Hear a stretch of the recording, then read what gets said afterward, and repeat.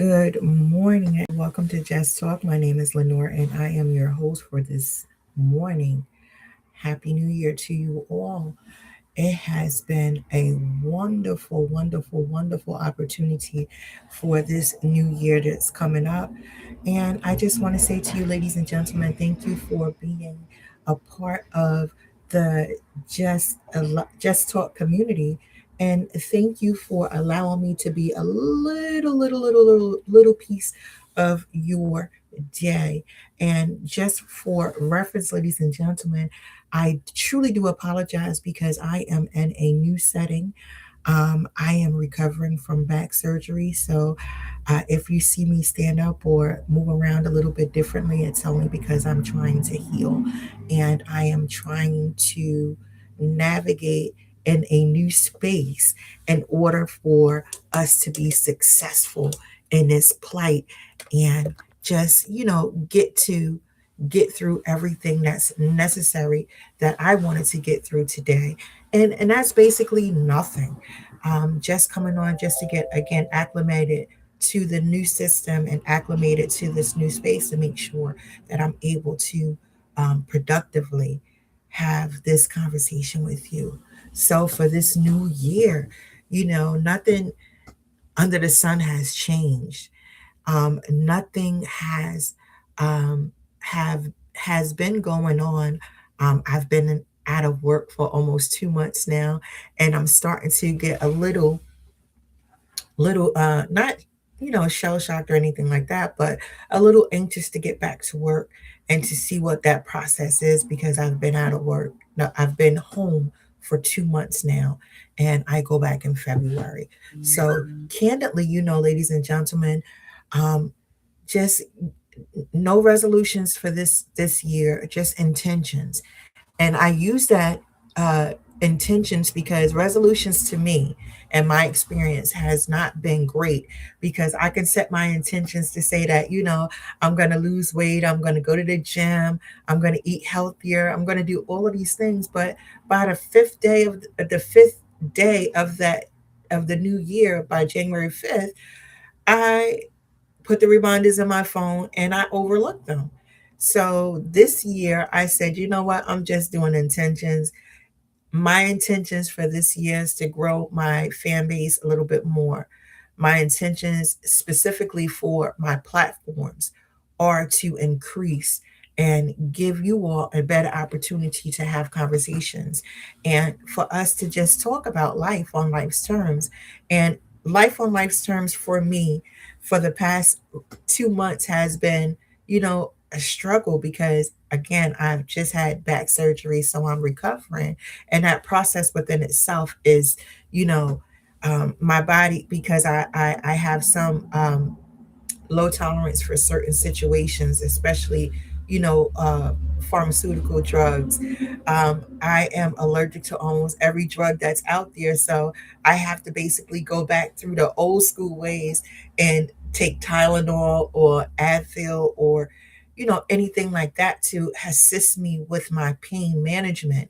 And because of that, I can't go through the physical therapy until the pain has gone away. So today, on a scale of 1 to 10, I could say I'm at a 4.5. And the only reason why I'm at a 4.5 is because I have um, this faja on to keep my back aligned. So when when the bones begin to heal, I won't be hunched over. I'll be able to sit up straight. So that's the reason why I'm at a 4.5. But physically, I'm not in pain in regards to my back. I'm able to walk around. I'm able to do certain things, and I'm excited about that because I was down for 2 weeks, just bedridden for 2 weeks, going to the bathroom and coming back. And that was my thing for 2 weeks. And then when it was time for me to go out into the community, I was walking with a walker and now I am walking with a cane. And so one of the great things about me is that I'm determined not to be dependent on any of those things. I want to walk without the cane. However, I have it with me whenever I go out into the community. And I took myself out into the community because I had to go to the doctor on Wednesday. And it was it was a great experience, but I was a little afraid because I went out by myself. So normally when I go out, I take my son with me, but I wanted to know not to depend on him as well, because he's been in here and with me for the past month, 2 months, I would say, and he has been doing everything for me. So going outside, it gives him a break from me. So I took myself outside, and it was an 8 hour situation. Now, mind you, 3 of those hours I was at the doctor, but the other five I was just doing little errands and doing things that I felt that I wanted to do. And one of the things is, like, if you go outside to the supermarket or to stores in the middle of the day, it's less crowded or less amount of people outside. So that worked well for me. But I try it because I'm in the east, so it starts to get dark around 4ish, 4:30 ish. So I wanted to be back in the house or around my home around that time. But I was at my doctor's appointment, so I was a little nervous about that because when people see you with a cane, they try to take advantage of you and try to test you. So I didn't want to get caught in that kind of situation. So I was able to function through. And then by the end of the night, I ended up at the grocery store. So I was in one of those little push things that I love so much. I still can't drive them fully, but I love those. And that was good. So my first experience of being outside by myself, it was a good experience, and I was happy about that.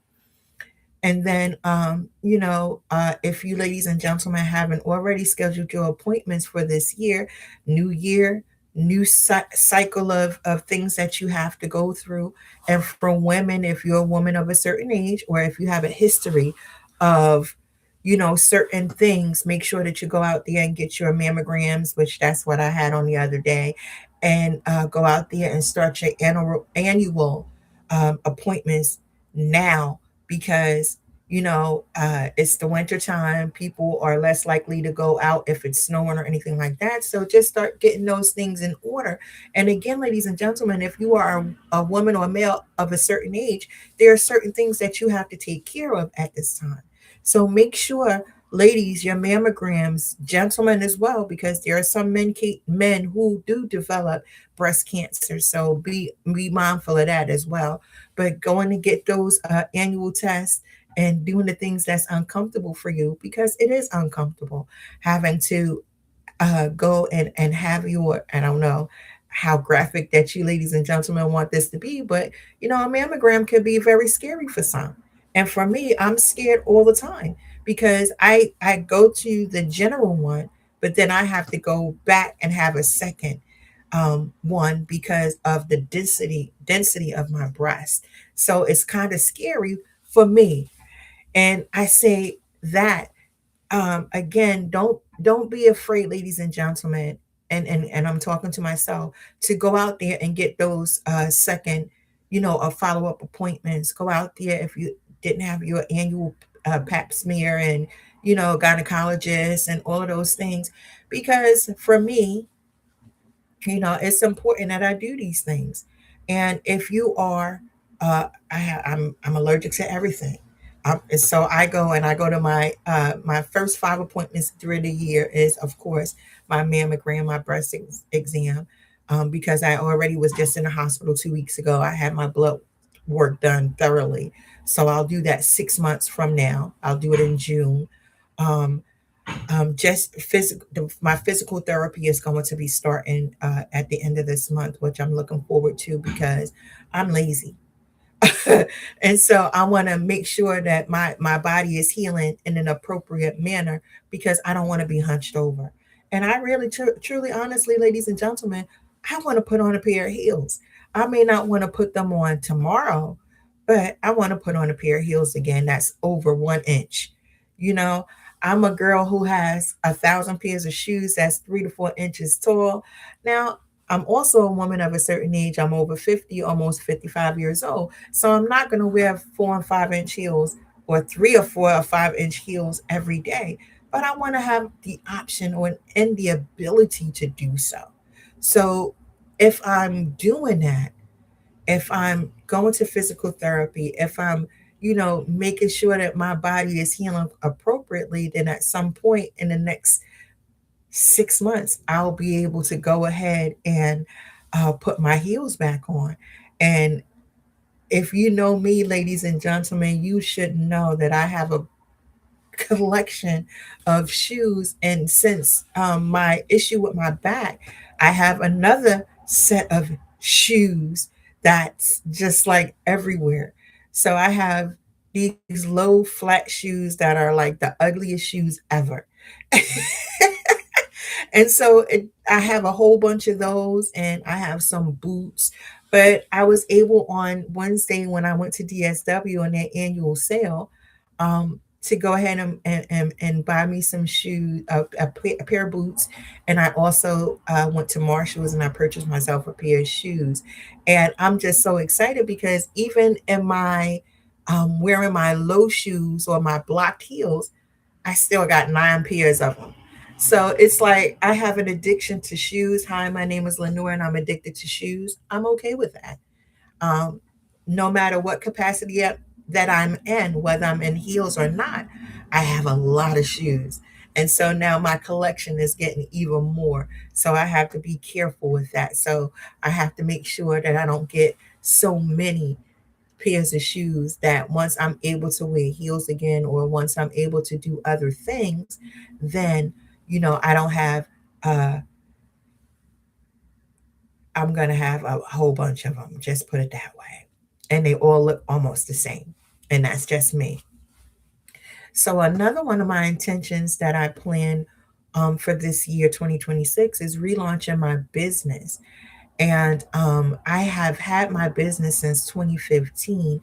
And because my business is actually a service business, um, I had stopped a little while because 3 years ago, I was asked to be a part of someone's team as a consultant.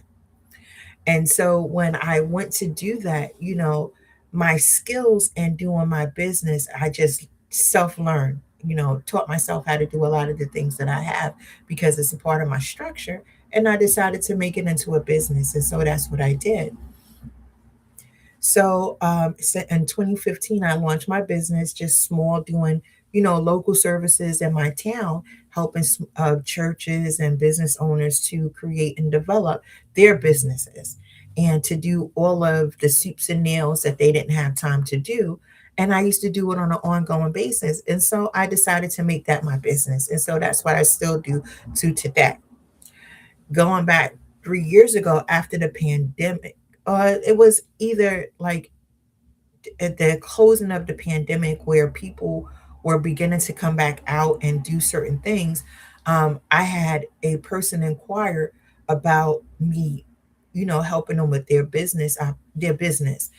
And one of the things that they asked me was like, oh, okay, so what school did you graduate from? And I'm like, this is a, homegrown business I started because I was helping the local churches in my hometown and this and that. I went to business school. I got a certificate in that. I apologize. I'm just trying to turn this off so it won't be a distraction. Um, I apologize. And I went and I got a certification to conduct a business. And when I did that, it was in Jersey City, and I went to a business school, and I got certified to do a business. And then as the years went on, I never thought about it because it was more skill than anything. But because this person, they was, headset or headstrong on, the formal aspect of it, and I was a little embarrassed by it. So I enrolled in school. So this is my last year in school, and I did it in 3 years. It's a total different than what I do for my professional life. It's totally different.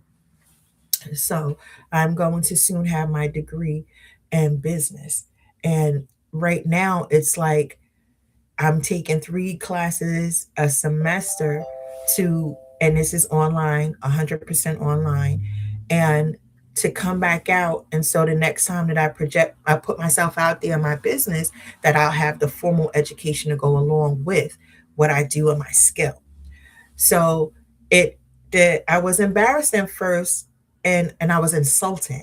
But in actuality, that person gave me an opportunity to just get the formal education that's necessary to have to say that this is my business and this is the formal education that goes along with it, along with my skills. It makes me more marketable and makes me also more in depth to go out and find different clients. And I'm in a new space now, so I have different opportunities. And a lot of times what happens is that people want to see that formal education aspects of it. So that's what I did. So I'm a little excited about that because I'm going full speed ahead when I relaunch my business this time. It's going to be a real business that I'm going to put my all into because I was doing it as a hobby. So now it's going to be a part of who I am. So my intentions for this year in my business is to relaunch and do it better and focus more and possibly hire a staff, because I do everything myself. So, getting a staff member to come and be a part of it could be a good thing. Or I can, teach my children how to do what I do so it can be a more family type business where we can continue to, focus on other areas. And that's one of the great things about me. Um, I get clients even in school. I still get 1 to 2 clients a year, and it takes care of me. My rates are high, and I do not rates are high, but each project, I have a stationary or standard of price point, and I use that price point all the time. And in that price point, it gives you everything that's necessary for you to move forward in your whatever it is that you want. And I also develop. So let's say, for instance, ladies and gentlemen, that you wanted to develop a shoe business. And so in that shoe business, there's certain things that you have to do. You have to have a business plan. You have to have the paperwork to do your name, making sure that it's legal, the state and federal information, the paperwork, and all of that stuff. I do all of those things as a part of my package. I also, once I get you established with the state, I also do all of the important things that's necessary for a business to function. I do HR, I do bookkeeping, I do establishing offices, set up furniture, I develop your handbooks, I train, I do everything. So the package point that I present, it comes with everything. So you get quality services with whatever it is that you'll have me do. And then I also, if I establish a business for you and you don't have the capacity to hire HR or administrative assistant or secretary or whatever it is, I still offer that service as well after the project is completed. You hire me on for a 30, 60, or a 90-day contract to to get your business functioning and flowing correctly. And then staff that you're going to do, then I train that person on to how the business goes. So I still offer that as a separate entity once I get you established in your business. So, and then I have a full time job. I am in school, and I still do my business on my business as a side hustle. But like I said, 1 to 2 clients per year for me, it's okay. It's okay. I'm okay with that, and I still am able to function in my life. And right now, because I'm still on sick leave, I have all the time in the world to create and develop. And my mind is always going and constantly moving, trying to make sure that I write these things down. You guys can't see, but my desk, it has everything. I have pens, paper, I have, a section to put stuff on to make sure that I am keeping everything that I think about. If I promote this to someone, I actually did the other day. If I'm able to assist in creating income for you, then I can do that. And when I do that, ladies and gentlemen, just note that it's like this. I'm like this. I'm like this. I'm like this. And that's how my mind works. So with me and my intention and my business is focusing on things that I know that's going to be better, that's going to get better, that's going to be improvement for myself, but also improvement for others, because everything that I do for me, I'm going to do for someone else. And I like to give a person, if I'm managing a project, give that person an opportunity to have a great success rate. Now, I've come into situations where people, businesses have failed, and I pulled them back out of it, and I was able to structure accordingly and manage from there. But a lot of times when you're working with small business owners, they don't have the opportunity to afford what I offer. So I section off different things that I do to help you in your business to keep going. So that's what I do. That's my intentions for this year for myself and my own business. Um, and personally, I'm still, my desire is still to be a wife, and that's going to happen. It's not my primary focus, but it's still a focus of mine. I still have a desire to be a wife. That's not going to go anywhere. And in fact, I started including that back in my prayer. One of the things about me, I listen, and I absorb a lot from what I hear. And once you say it out loud to your higher power and to God, then God, He already knows what it is in your, as your desire. So He already knows that what my desire is to becoming a wife, and now it's just me taking the time out to actually focus on me in order for me to be able to go into a relationship with someone else and be okay with whatever it is that I'm doing, good, better, and different. Be okay with it. And so for the past, I would say the past year or so, I've been doing great. I've been doing great. I have not, uh, pulled myself down into a situation of depression. I did not do that. Even when I was going through my back surgery and making the decision to do so, um, I wasn't depressed about that. I pat myself on the back for a lot of different things that I'm experiencing that has not taken me into a situation where I'm sad or depressed about. And I'm just glad that I'm growing in that capacity. And what happens, ladies and gentlemen, that once you start to grow in your life chronologically, like mentally and emotionally, you begin to change. And for me, I changed. I don't allow situations to bring me down anymore. And I learned how to let things go. And as I'm letting things go, I don't hold on to it.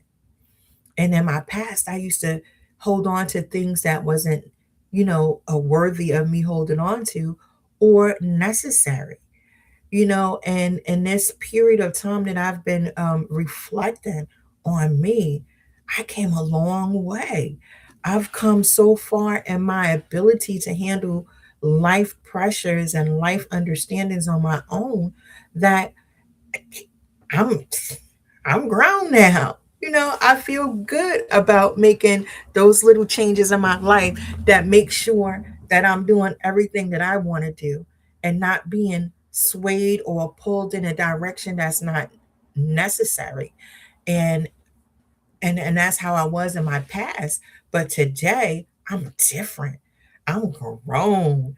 And so I like this. And it just feels great to look outside, and which again, I changed my office. Well, I changed the area that I normally film from, and I'm in my bedroom. I have a space.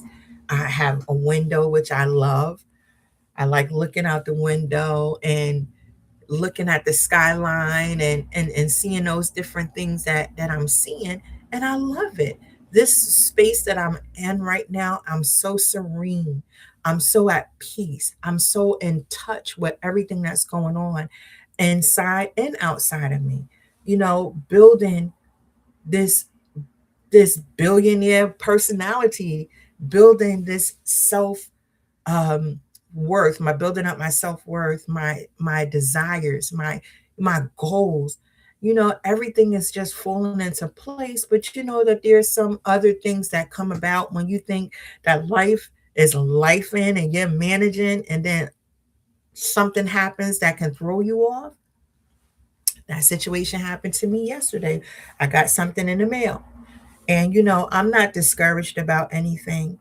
I'm just dealing with things the way that I can, and if I can't deal with it, I manage it the way that I need to manage it, not what other people tell me I need to do.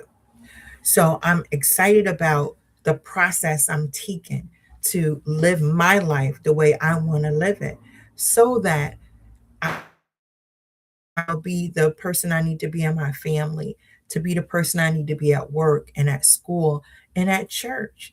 I have responsibilities that I'm proud about, and I'm not going to let anything stop me from my goals. My goal is to be all that I can be under the direction of God, my higher power, the love of my life. And I have to start putting in that God is my very best friend. And I took that from my pastor, because when she you know preaches, she always says that, and I love that. And I'm going to continue to say that, because the relationship that you build has to first start with your higher power, which is my God. And then you're able to start doing things differently, managing differently, moving differently. And that's where I am today. I'm moving differently because I'm loving my life the way that it is. And I'm so proud of me, because I used to just let situations pull me down, where I was depressed or in despair, or I didn't think that I was going to make it through one way or the other. But now it has changed. It has changed, and I feel good about it. And that's why I say, making resolutions, it does not work for me, but setting my intentions does. And this works for me. Now, everybody has that. Well, let me take that back. The people that I know, they always have that. I'm gonna go on a diet, or I'm gonna go and I'm gonna try to lose 25 pounds. I'm gonna try to do. That's not me, because I'm allergic to the gym. I'm allergic to the gym, along with every other thing that I'm allergic to. That is one. I am a very lazy person. When it comes down to workout, um, but I know because of my back, I have to limit what I can do for right now. But I think in 3 to 6 months, I can do a little bit more. I think that I can do some. Well, after I start physical therapy, I'll be able to do, the leg work, and some chair aerobics. I go on other social platforms and I see people sitting in the chair doing they stuff. Hey, that might be me. That might be my new thing, and I might be able to to lose the 5 or 10 pounds that I want to lose. And I weighed myself yesterday, and I started off three pounds from 200, and now I'm 8 pounds from 100. So I'm so excited, because it wasn't my intentions to lose weight, but I did. And so when I don't harp on it, it just comes, by itself. So I used to be a person. Um, I was skinny until I was 37. I was 134 pounds soaking wet. And now I almost all that, but that's the kind of stuff. And I anything I ate, I didn't exercise, I didn't do anything. Had bad, health, not health, but unhealthy eating habits, which I still do today, but they changed a little bit more. So I know that as a woman over 50, things has to change. So I have to change the way that I eat. And I am. The great thing about me is because I've been home for almost 2 months, I have not been eating fried foods as I used to, at least as 5 days in a week. And 3 of those days I was eating fried chicken for lunch.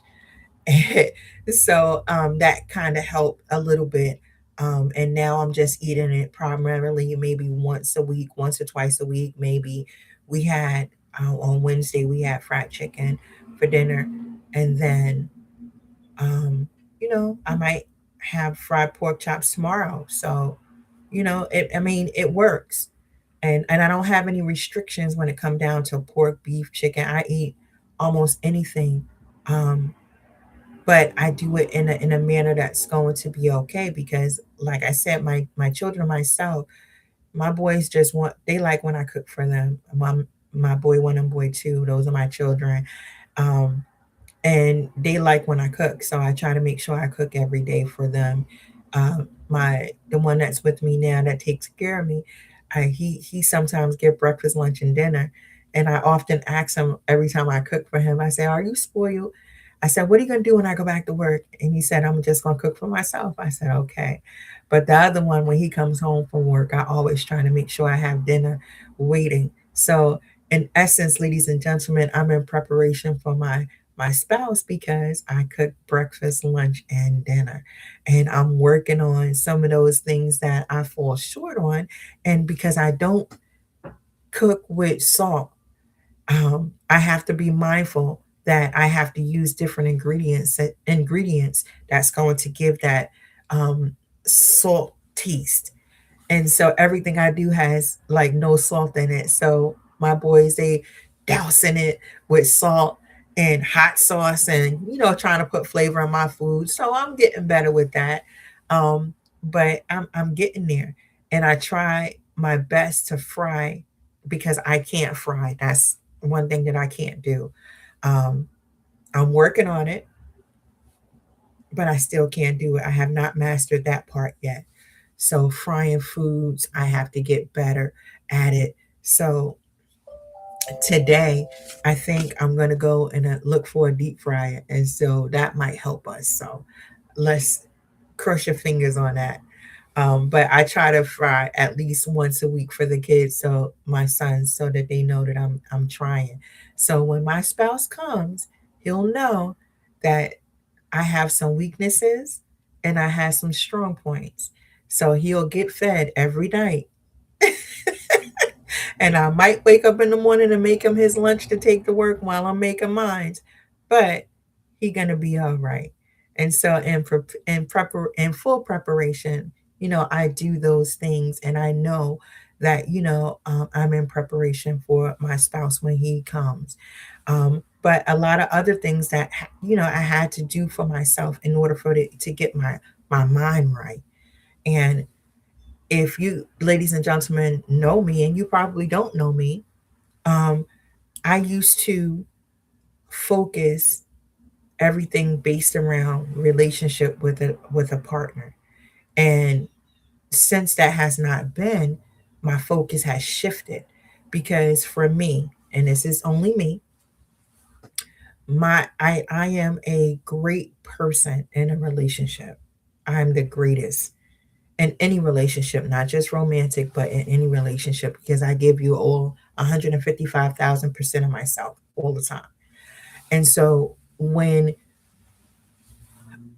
well, now that I'm learning that I have to be the first, I have to prioritize me first, then it has gotten, it's getting better that I see me differently.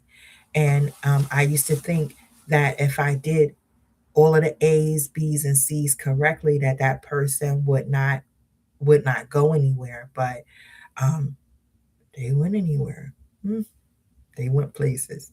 And so I'm okay with that. Just enjoying life, working on the things that I have to work on. Because again, in relationship with any person that I'm in a relationship with, I give it's 100%, 99.9% is going to be focused on that person, and the 1% is going to be focused on me. But now that has to change and it flips. 99.9% of anything that I do in a relationship has to be me first and then them secondary. Now, if that relationship progresses into marriage, then it changes. And so I understand that aspect of it, but there's certain things that I had to do first in order for me to get to this point in my mind and my mindset around relation. And a lot of times in my lives or in my videos or anything that I do is primarily on relationships. So that's who I am. That's what I created this platform to be, discussing relationships, and I love it. You know, on other platforms that I'm on, I've had the opportunity to meet a lot of different people, and meeting those different people, and they'll probably soon be coming on, to be my guest so we could talk about it. You know, there's a lot of different entities about around relationships that I never thought about before, and it's to get their perspective on it, mainly the men's side of it, to get to understand how they think and how they work in relation to women or me. Um, one thing, one of the people that I'm normally on a panel with, and we get in a little bit of a disagreement about, is talking about the inner child piece of it. Now, professionally, I teach the inner child to my clients, so I teach them how this works in order for them to get from this level in their life to the next level in their life and doing some inner work. But the person that that their platform is based upon that concept, and I love it. Believe it or not, ladies and gentlemen, I love the inner work. I love the inner work aspect of healing. I love the inner child work of healing. I'm trying to get this here out. Thank you. Excuse me. Trying to understand what that process is. And for a lot of people, you think, the inner work, and you think about, you know, situations that has happened that got you to this point in your life, and exploring the dynamics behind it. You don't wake up in the morning. Sometimes I don't. I'll keep it on the eye. I don't wake up in the morning and function on my own all the time. I function based upon my higher power. I function based upon what I'm used to doing, or what I'm known to do. An example: I was raised in a family where my mom was church bound from sun up to sundown. Certain things that she would do, I find myself now doing today. I find myself uh, going back and walking through what I'm used to, what I learned from her, what she used to do. My mom would walk through the house and she would have um, her blessed oil and traditions that I learned from her.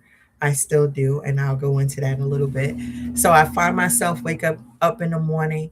I I say my prayer. I get up. I go make coffee. I talk to my plants as I'm walking through the house.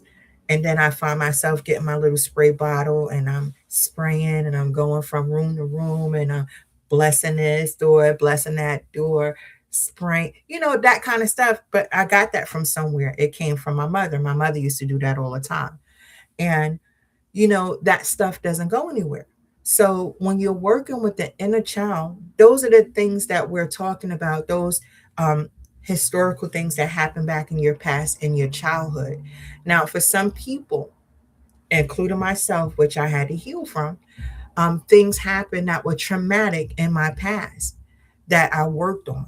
So I'm a person who believes that you cannot say to someone, um, that you're going to heal from A, B, C, and D if I've never walked it or done it myself. You ladies and gentlemen have probably heard this before, but if you haven't, I'll just share that with you. In my profession, I can't, the example I just used about teaching my my my clients the inner child work. In order for me to teach that to them, I had to do it for myself. I had to do the work for myself. If I'm going to share something with you, ladies and gentlemen, I'm not going to share it unless I did it for myself. The principles behind doing that kind of work is to, one, think about the traumatic experiences that could have limited your abilities to move forward as an adult. Inner work has a lot to do with your historical, what happened in your past that develops you into the person that you are and as in your adulthood. This person that I was speaking about, that's basically his platform.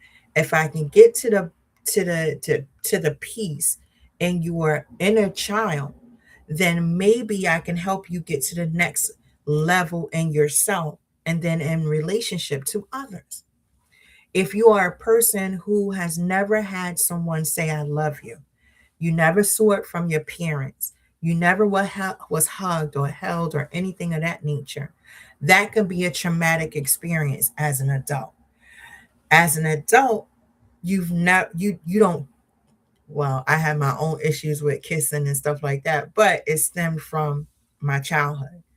But if you can't say that this came from that specific situation that could be blocking you to move forward or to make change that's going to promote something positive, then you're just going to stay stuck. And I feel that when you're able to go into the space that led you to where you are today, then you become better. You get better. You do better. You know better. My problem with this specific person is that when you're dealing with those inner child wounds, if you open those wounds up with a person and you don't know how to close them, you can cause more problems than solving their issue. I don't hear that from this specific person. I don't hear that.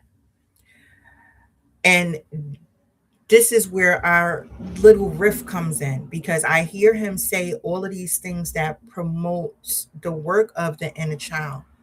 But then if you open a person up and you're not able to close him or her, then now they're stuck. So it just leads to more damage. And so I wanted to, talk to him and let him hear my side of it from where I'm coming from. But we often come and get into debates, or we often be in disagreement. And like I said, we normally sit on the same panel on Thursdays. And in that panel, the topic is itself is women who want or have a desire to be married. And we talk on that, and I'm that person. And I share with the panel and with everyone about my purple flags. And I it's not a concept that I made up myself. It's just the color that I put to it. My purple flags. Those are my understoods. When I'm getting into a relationship with someone, my understoods are I'm abstaining till marriage. I have a desire to be a wife. And I have a son that has to come with me no matter where I go. Um, Not both of them, but one of them has to because he's disabled. And I use quotes because he's high functioning. So a lot of times what happens, people would think that that would be a red flag, but for me it's purple flags because those are understood. So with me, that's what it comes up to. With other people, they have their own situation. They have their own baggage, people would call baggage, or their own defining factors that they can and cannot, be a part of. And that's okay. I'm okay with that.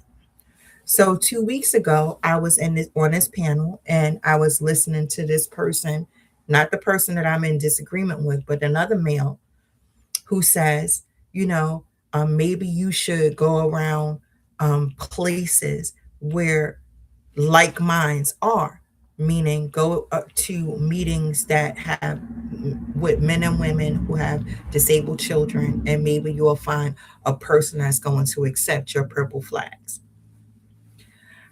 I disagree. I disagree. He was very negative. He was very challenging.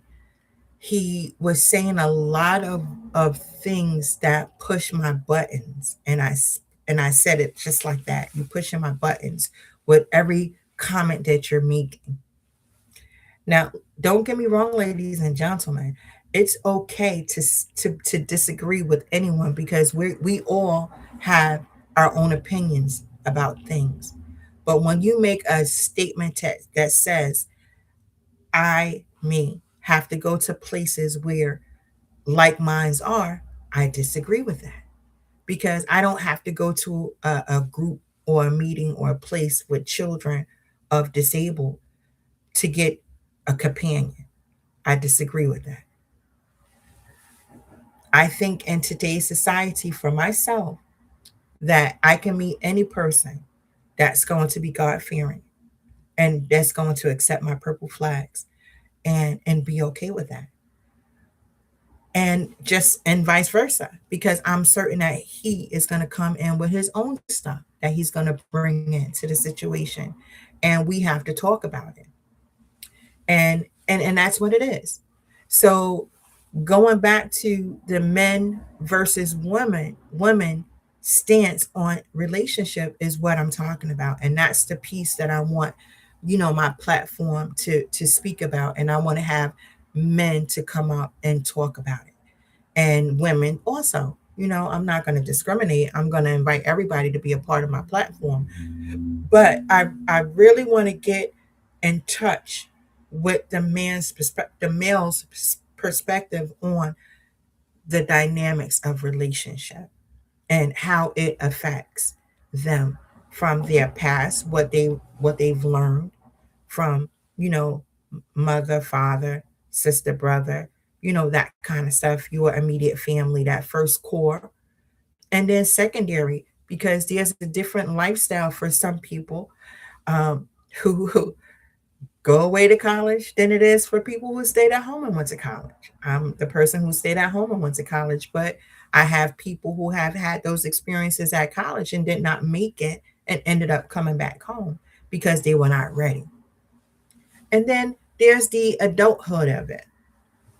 And I always have to say this, and if it don't apply, let it fly, that there's a difference between women and men when it comes down to into emotional intelligence and mental capacity. Emotionally, we know as women we develop 2 years than more than men. So if we are 2 years ahead, and then let's say, for instance, ladies and gentlemen, that there's something that happened where he had a traumatic experience. He had some inner child wounds that was never, or she had some inner child wounds that were never healed or worked on. If there's some illicit substance use, alcohol use, abandonment issues, those emotional things that come about, then we have to take that under consideration as well. In my personal experience, that's where it was. So, in developing new relationships, with people, we have to take into consideration all those things that come about. And me, I'm open. Just like I'm not going to do any resolutions when it comes to um, my mate. I don't have any criteria. He has to be tall. He has to be short. He has to be fit. He has to be educated. It doesn't have to be. Only thing that I require him to have is God fearing, God loving, and God directed. That's it.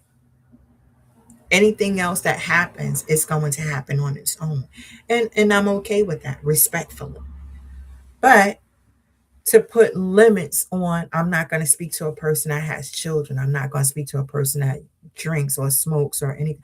I don't do any of that because I don't drink, I don't smoke, and I don't do any of those things. So I'm not going to make that a criteria. My preference is men of a certain age. Again, God fearing, God loving, God directed. Okay, or led, God led. That's it. So, and being open to those things. The majority of the conversations or the panels that I've been a part of, it all boils down to what a man likes, what a woman likes, and what we're going to be able to do together. Compromise, reciprocating. What I give out, I want it back, reciprocating, compromising. If you know that I work 40 hours a week, when I come home, I need an hour for myself to just decompress. I need that 1 hour. So I get off from work at 7:30. I leave my office at a quarter to 8. I get home by 8 o'clock. From 8 to 9, just let me live. Let me just breathe for 1 hour. And then we can move forward because I don't have to be to the office until 9:15. So I can sleep late or I can, I can function to about 11:30 at night before I have to go to bed. That's cool. So give me that 1 hour from 8 o'clock to 9. And my hour can actually start in the car. And then when I come in, let me take my shoes off, let me take my clothes off, let me just decompress for that 1 hour. And then we can move forward from there. And because I don't have children that are under the age of 21, my children are older, over the age of 25. My oldest is 35 and my youngest is 29. So, I don't have to come right home and make dinner or any of those things because they self-sufficient, allegedly. So I don't have those things, but I do have school, just so you know. And when I'm decompressing, I might have a class that I have to go into. So I come home, I might have a class and I go right into that class. And then after that class, I need my hours still. So that's the only thing that I would ask for anyone is just to give me that 1 hour so I can just calm down because I deal in my professional life with people all day and I just need some space to breathe because it can be overwhelming to a person who's not used to it. I'm used to it. 26 years in the field, I'm used to it. So I know how to let it go. So and that's the part, the pieces of me that's going to come into this new relationship, and he would have to understand that part just like I will have to make some compromises as well. So being okay with it, as long as on Sundays we both go to church. Now I know in the beginning of our relationship it depends on if I don't meet him at church, or I may have to spend some time at his church and he may have to spend some time at my church. That's some of the things that I would hope in my relationship that would happen. And for anybody, spirituality, religion, that's a big part of who I am. So that has to be a big part of my relationship as well. It's important that we have, differences of opinion and have healthy communication to talk about it. And that's some of the things that could be a part of someone's hindrance. not knowing how to communicate or communicating too much. That's me. I communicate too much. Where people would send a simple text in 1 or 2 words, I write a paragraph, and I'm okay with that. So, so understand, ladies and gentlemen, that's some of the things that you have to be okay with, and compromising some of that in a relationship, and reciprocate. What I give out is what I expect to come in. But if you don't know how to do it, then that's an issue that we have to talk about. And my next relationship, which I hope to be my last relationship with my husband, in our courting and in our dating relationship, I want the counseling. I want that part because I've done a lot of work on me. But if my mate has not, then there's some things that we have to talk about. And I want us to do it together pastorally. I would hope that we can come to an agreement to go to his pastor or my pastor or joint. Let's do a joint. That's fine. And I love that. Let's be around couples that's been married 50, 60 years marriage, 35, 20 years, 5 years, a day. Let's, be around couples so that we can see how we work around being with people. One of the good things about me is that I have 5 best friends. All my friends are married or getting married. 4 are married, and one's get married this year. And then me, I'm still single um, for right now. And what we do in our friendship is not only do we as the girls have the relationships, but the men have their own relationship as well. So they hang out by themselves without us, and we hang out by ourselves all the time.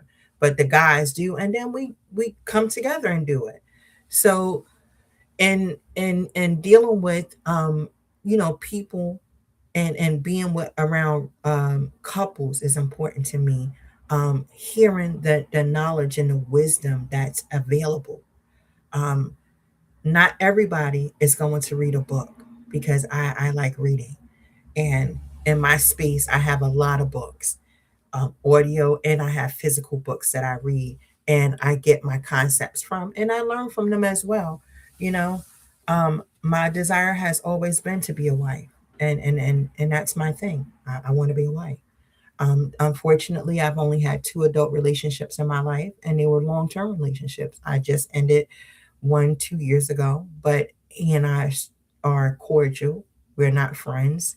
We're associates now, because we had a friendship prior to us being in our physical relationship for 4 years. We were friends, and in our course of our relationship for 6 years, we have fallen out of the friendship, and so when our relationship ended, the friendship did too.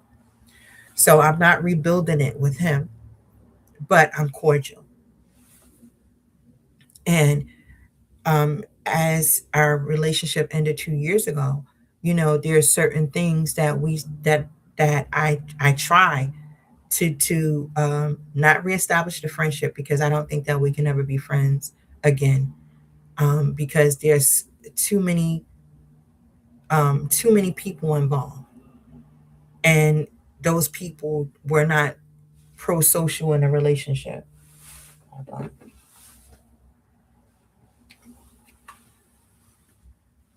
Hello.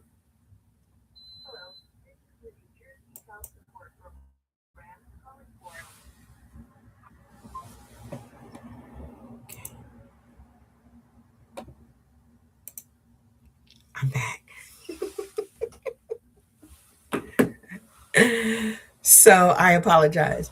So I'm not interested in us being friends. I'm interested in us just being cordial to one another.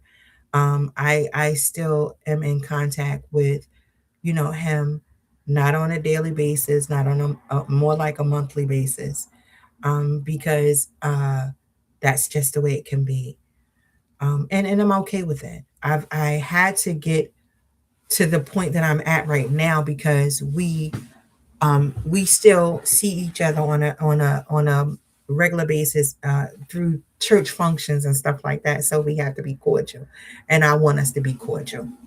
So and I'm okay with that now. Um, and that's a part of building or changing the dynamic of relationship to one another, males and females, because I want at some point to be able to sit across the table with any partner, not just him, but any partner, and still be okay with each other. Because there's a reason why we were friends for 4 years and then developed our relationship for 6. There was a reason. And then with any person, you should be able to still be have a cordial standing with them. Now, ladies and gentlemen, we know that's not always the case, and I hope for everybody that you're able to still have a cordial relationship with any person, whether it be romantic or not, um, that you were in relation to, and still be cordial with them. And one of the great things that I tried to do is go back, well, not go back, but put myself out there on Facebook, and just to see what that process was before, because for a very long time I did not have Facebook because of what I do for a living. And thankfully, praise God, I have not had any experiences where it would lead to anything differently. So I praise God for that. But you know, you know how you get on Facebook and it's just like people that you may know. And I reconnected with a lot of people that I did not know because I fictitiously had an account in a fictitious, it was my name, but not the name that everybody knows. And that was only to monitor my granddaughter, just make sure that she was okay. But she has, she's okay. I don't have to worry about her. But that's what I originally came on for, to make sure that there was nobody messing with her.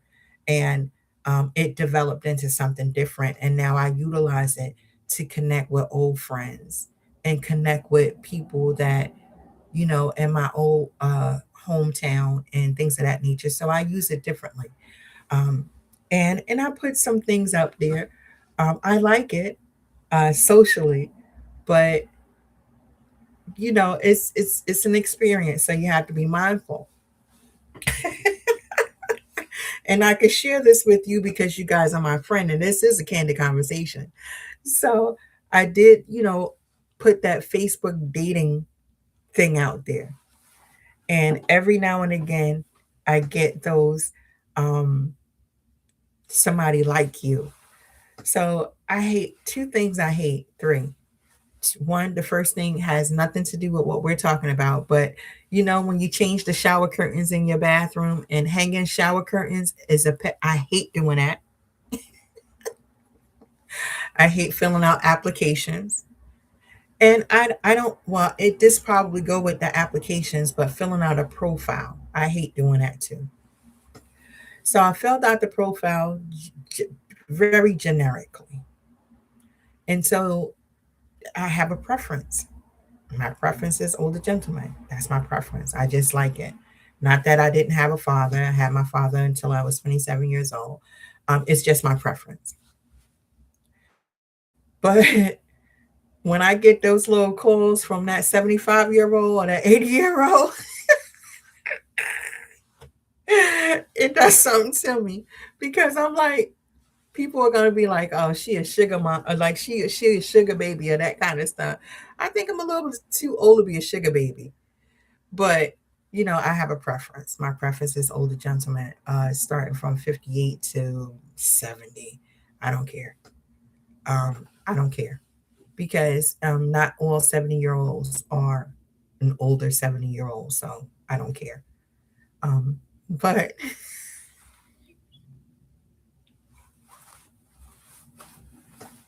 when you put yourself out there on a site, that's the kind of people that you're gonna get, and some of them are good and some of them are not, but it's an adventure.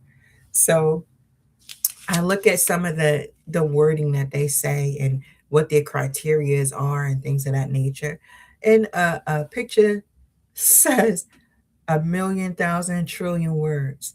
And I respectfully think that be mindful of what you put out there in your bios. Be mindful of that because you might attract people that say they like what you like, but then when you get a chance to speak to them, it's not the same. So be careful in that sense. Um, I have not explored outside of reading profiles or texting on the platform itself, but I am very cautious because it don't always end up the same. I've had experiences with people who said that they have dated and were very successful online dating. Um, and okay, I hope to have that experience as well, but I will take my time. I don't like that. I want to meet a person physically and go out on a coffee or tea date at Starbucks or at the library or, something of that nature. And I must say, ladies and gentlemen, that I have taken on those experiences where they tell you to go to Home Depot or Target or, Walmart at a certain time of the day or, and I've done those things and I was not successful with it. So that didn't work for me. The the dating sites, again, like I said, I tried them, but majority of them they want you to pay into them. I don't want to pay into it, so I'm doing just the generic basics of what that is. So I don't want to do that. But dating in today's society, I apologize again because what you guys might be seeing, it might look like my lips is crusty, but they're not. So dating in today's society is going to be different because I feel once a person gets a chance to see beyond the text messages or those kind of correspondence and get a chance to speak with me, you'll find I'm a different person. Again, I don't text one or two words. I text in paragraphs. So it's kind of hard to text in a paragraph what you're trying to say. So I want to hear your voice. Let me hear what you sound like because I like to talk too, but those are the experiences that I want to have. But, you know, again, ladies and gentlemen, this is just me coming on for the first time in 2026 and just to have a candid conversation with you.